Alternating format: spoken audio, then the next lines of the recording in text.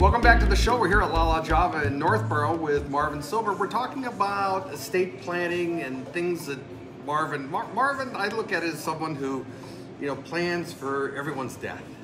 What's the difference between you and the funeral guy? My job goes on far longer than the funeral guy. That's actually a good response.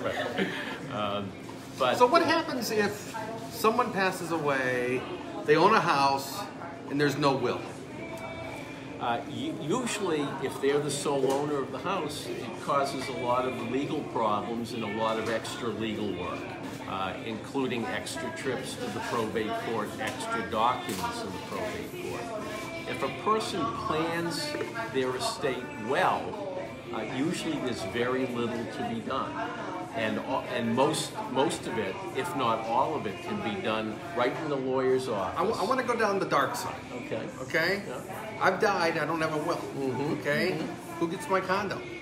The determination is going to be made by what we call the laws of intestacy. Intestacy means no will. And so... Sounded like something I got on a trip one time. Had to have a Modium made, need to take care of that. Well, the fact is that there is a law to provide for people who never got around to doing their own will. Okay. And the legislature has set out a scheme for what they think each person would want, and it is a standard scheme. And it's okay if that happens to be what you want, but chances are it isn't. I was going to say, if you're someone that's comfortable with the state determining what to do, you're in trouble. Well, that's an approach. Or you can sit with someone like yourself and kind of write down on a piece of paper what you really want, and then it might go a little smoother, right? Right. And the fact is that well-planned estates operate so much smoother. And we really prefer that. We do the estate plan, the estate administration just flows smoothly. So let's talk about estate administration. Who takes care of all this stuff once someone dies?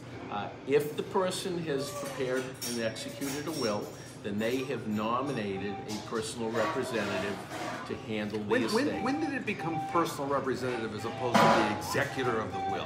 Where was that? Right. That was a change made with the Massachusetts Uniform Probate Code that was enacted in 2012.